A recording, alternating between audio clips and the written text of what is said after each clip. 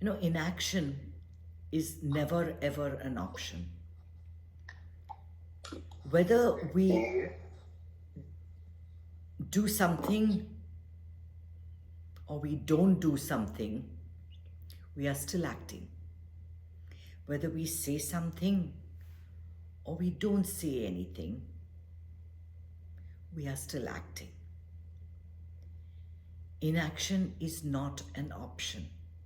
So sometimes people think that, you know what, I learn how to meditate when I reach the age of 65. You know? But by then, most of your life is over.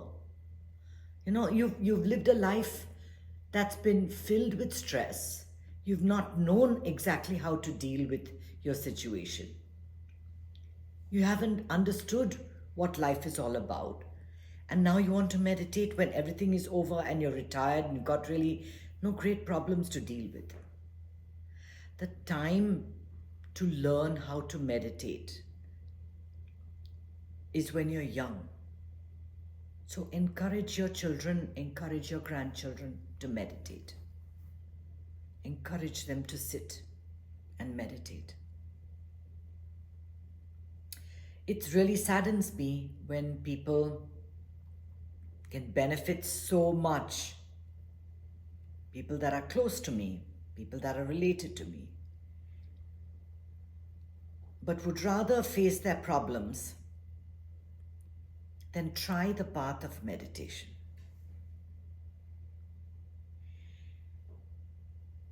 You have so much of illness that's going around in the last 50 years, all caused by the inflammation in your body. And meditation releases cortisol. And that well-being hormone, serotonin, all of it causes the inflammation in the body to go down. Your diseases go down. There are so many positive effects of meditation. But inaction is not one of them. It is wrong to think that people that meditate are just sitting there saying Om and staring out into space. No. Meditation is done so that at any point of time, you are ready, you are equipped, you are qualified to deal with what comes to you. That is the purpose of meditation. That is why you meditate. So that you are not getting a knee-jerk reaction to whatever's going on in your life, that you're not reacting, that you are responding in a measured way, that you don't think that life is happening to you and you don't fight for causes that don't deserve your attention. You know when to respond and when to remain silent and smile.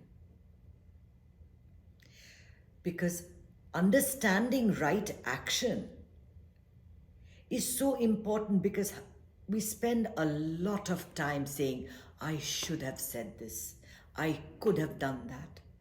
How much of our time we spend saying, I wish I had this wisdom when I was young. I wish I had known exactly how to deal with it. I wish I had the right words. I wish I had the right skills. I wish I had chosen a different path. So much of our life goes regretting what has happened so far, or glorifying what has happened in the past and trying to relive that. We don't live in the moment. We don't even know how to. We constantly live with regret and with longing, with regret and with longing. And this is the constant buffeting from what we feel we shouldn't have done and what we feel we should do, what we want in our lives and what we don't want in our lives. All the time moving between this and that instead of staying dead center. When you are dead center, you act according to what is needed. Every single act that you perform, every single one, the cup of coffee that you drink, the way you speak to people, the way you dress, the way you eat your food, go for a walk, exercise, don't exercise, every single action has a repercussion, and that is karma. That simply is karma. Karma means action. It does not mean revenge. A lot of people, use karma as, oh man, that's my karma, I have to face this. No, that's not what karma is. Karma is not revenge. Karma is the result of action. Karma is actually action itself, which has its own results. Now you drink a cup of coffee. It will keep you awake. That's a positive. And that's good karma. It might affect the pH level in your stomach, increasing your acidity. That's not good karma. Right? Every action that you perform, no matter how small, how big, is your karma.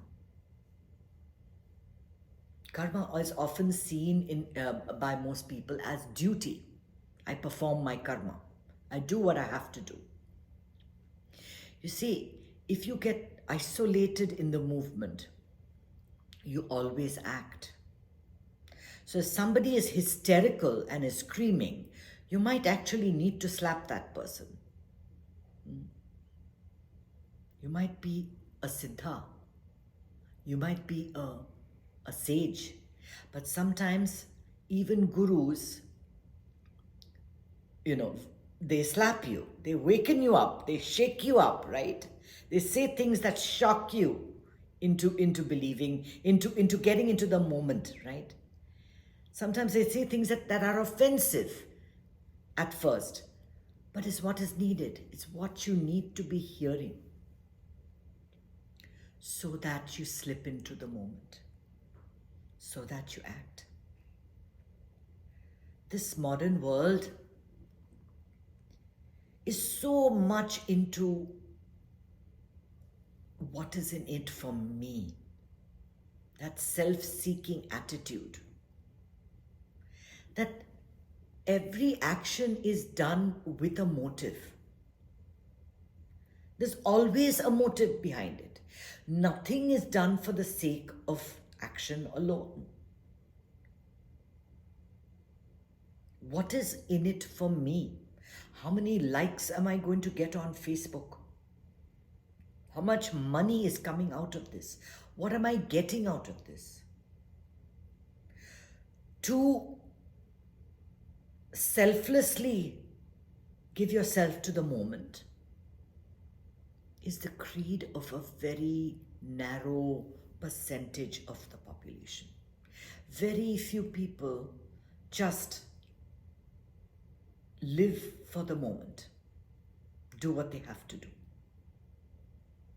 And you can live in this moment thinking lack, thinking penury, thinking poverty. Or you can live in this moment thinking plenty, abundance, grace. The choice is really yours.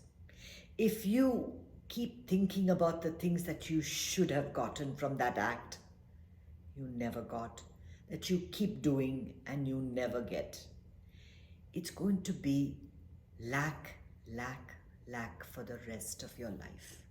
There is not much chance that you're going to feel abundance, even though you might have wealth. Wealth does not equate abundance. When your actions in the moment are designed for the betterment of the community, of the world, when you give of yourself to benefit a community at large, those actions are always remembered. are always appreciated.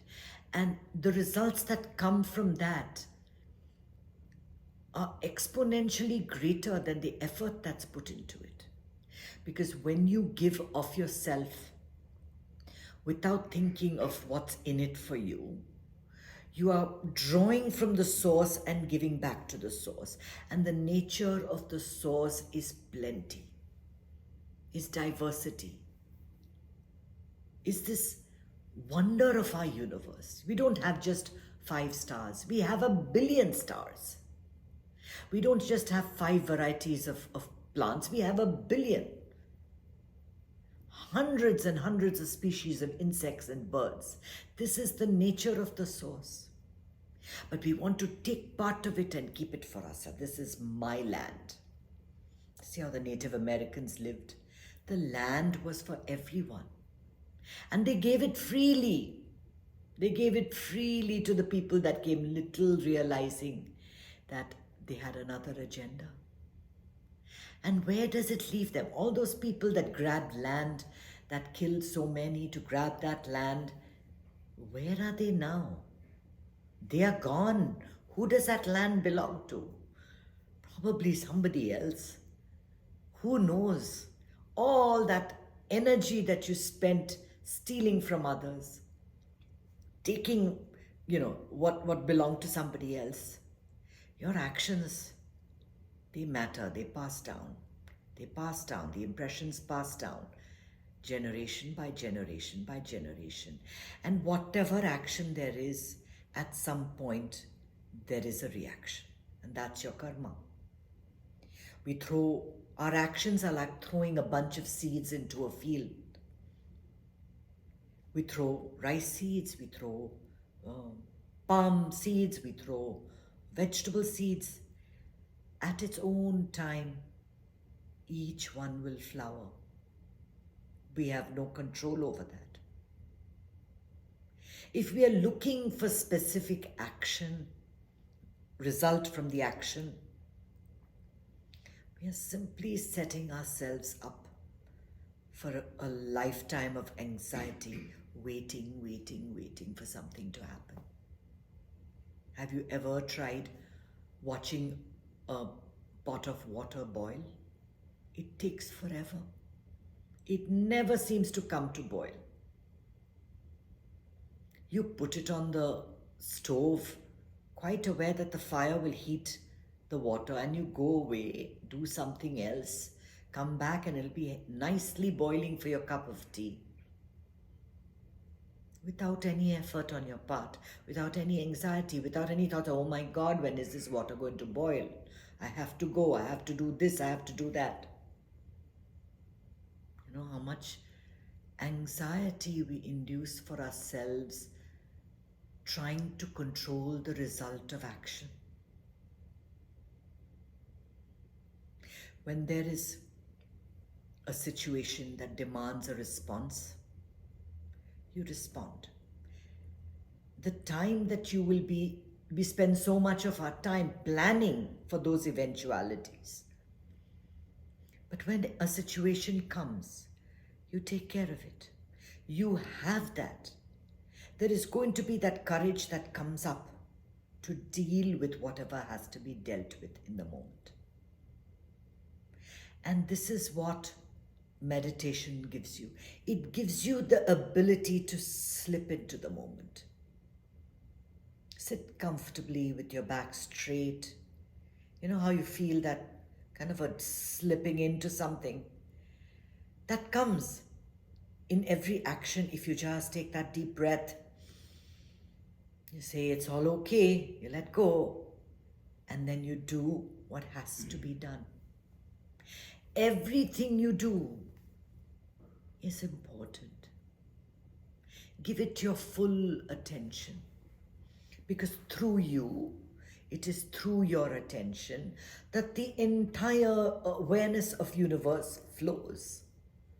Without you, consciousness never realizes itself. You are important, and the actions you take are important. What about the actions you don't take? Because, oh, I'll get into trouble for this. Oh, I don't want to get involved. Oh, this is not my problem. Nothing I say matters. I better go and keep quiet. You know, there are those actions too, right? So many times you see that a friend needs you to rap them on the knuckles and say, don't do this. And you say no because you're scared. I don't want to go there. I don't want to get my fingers burnt. So many times you know it's in your power to affect change and you don't do it. One single person affecting change matters. Matters.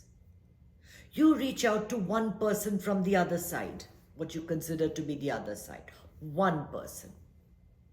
See how it makes you feel. You'll realize they are no different from you. They are acting out of their need to survive. You are acting out of your need to survive. We're all trying to get by. We're all trying to get by. The problem is we don't understand how much is enough and what needs to be done when. That wisdom only comes when you are completely centered. And people that lose their temper and that scream and shout, that cause violence, that hurt others, that affect, these people are not in touch with themselves or their source. Completely misguided, because the source is that which tells you this action is just the right one. If you get that sense that what I'm doing is correct, I'm in the right, I'm doing what is the right thing, I'm not focusing on self-interest, I'm not focusing on how it benefits me, then you know that you're connected. Your actions matter. Your thoughts matter. Your energy matters. Never forget that. Om Namah Shivaya. Hey everyone, thanks for visiting my channel, and if you enjoyed the video, please don't forget to hit the red subscribe button and turn on notifications so I can continue to bring you more content just like this on knowledge, on meditation, and on insights for a happy life. Don't forget, happiness is your birthright.